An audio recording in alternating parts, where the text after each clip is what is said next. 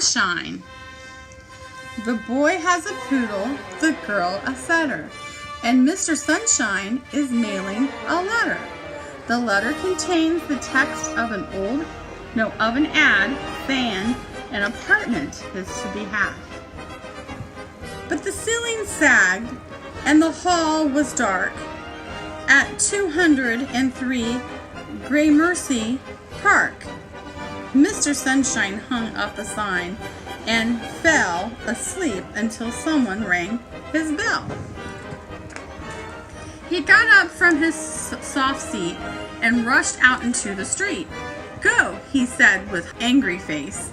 "Go look for some other place.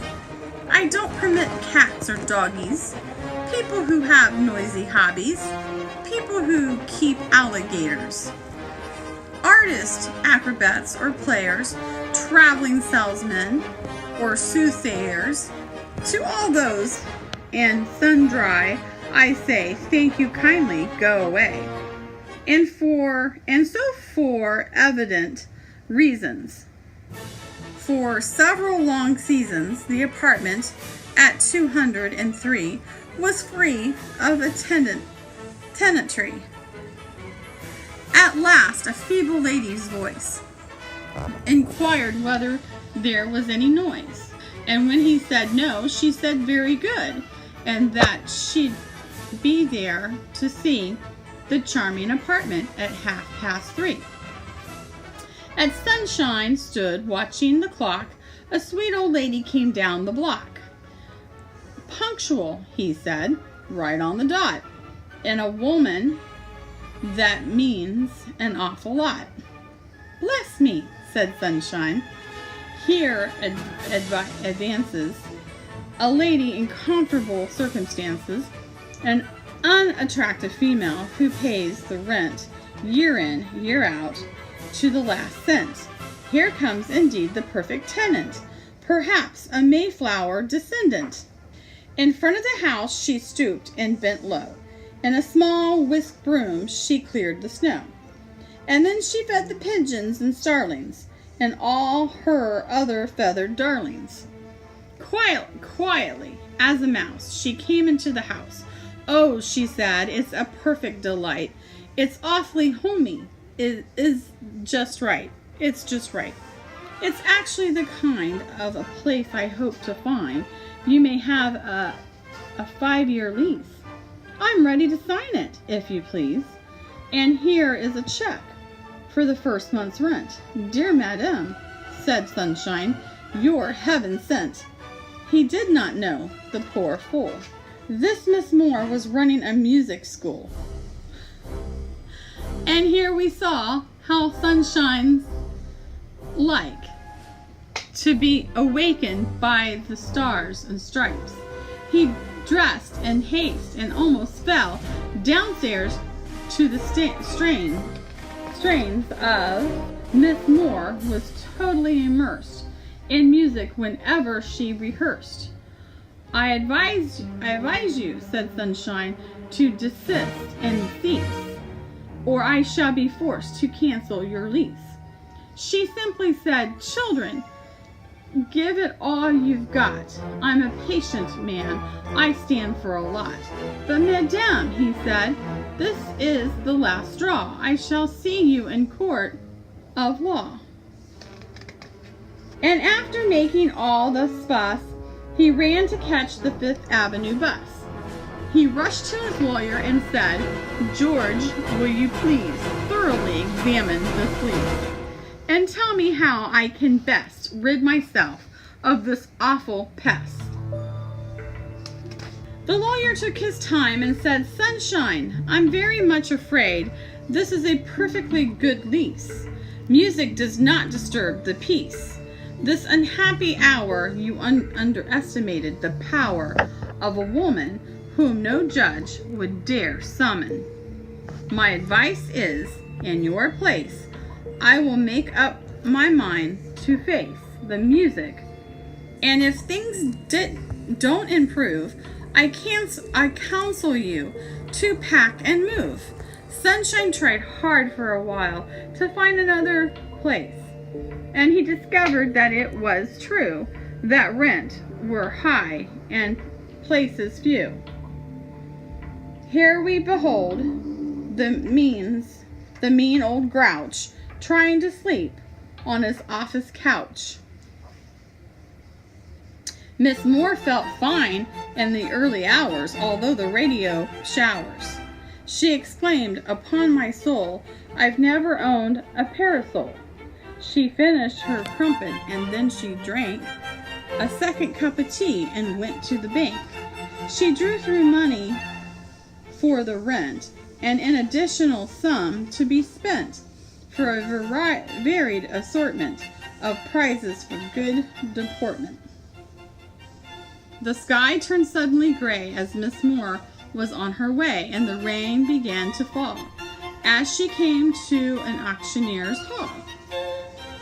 Inside the hall, a fellow held up an antique umbrella, and the voice of the auctioneer bellowed, "Please let me hear if any one of you ladies and gents will offer me 10 cents.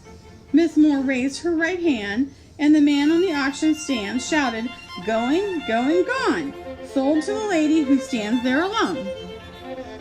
Miss Moore paid and said, "Thank you so much. I had no idea that such bargains were still to be had.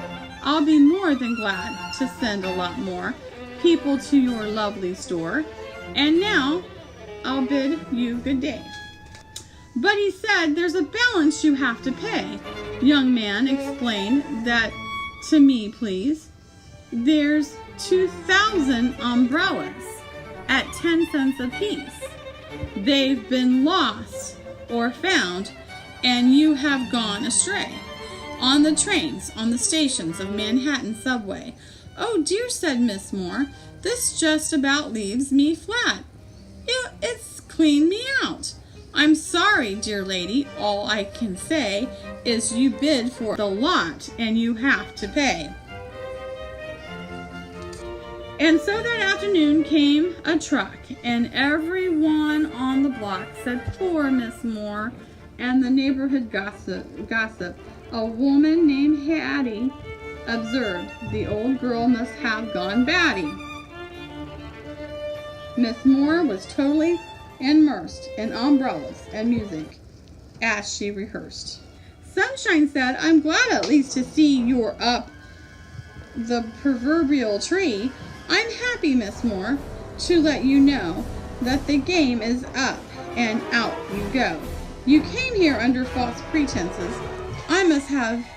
I have been out of my senses.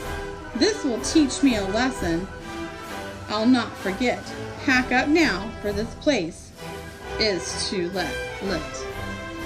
Get out with your doggies and with your cats. Go rid my house of those noisy brats." Miss Moore just tapped with her baton and said, "In a moment, children, we'll go on. My little friends, I'm very sorry. Please don't any of you worry. We shall simply wait for rain and sell the old umbrellas again.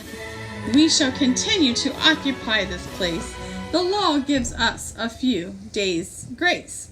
With the Lord's help, we'll soon send Mr. Sunshine his overdue rent. Sunshine, sunshine, go away and come again some other day."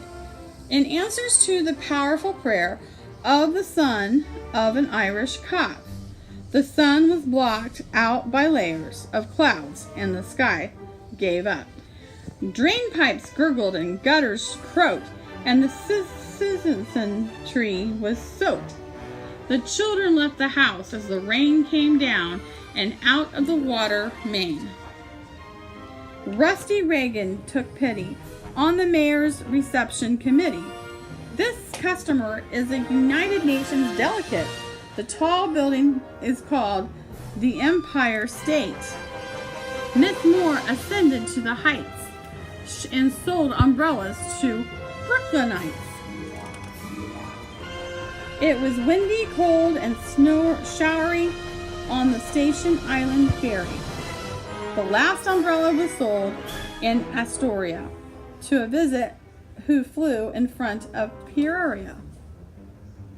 After the downpour, Miss Moore suddenly was no longer poor. There was no more worry about the rent, and each child got a new instrument. They played in Central Park Mall and gave a concert in Carnegie Hall. And as the tree was lit up in the dark, they celebrated Christmas in Gramercy Park. Late that night came a man to the house. He muttered he was Santa Claus. "You'll never guess," he said, "who this is. I just came to visit you a Merry Christmas and tell you that I feel like a heel. For months I haven't enjoyed a meal, and the thing that mostly grants me is that my own lawyer hates me." But pleaded Sunshine, "If only I could come back to the lovely neighborhood. I like doggies, birds, and cats. Oh, I'll even put up with rats. I've become immune to noises. I love little children's voices, and I certainly take no exception to concerts and musical selections."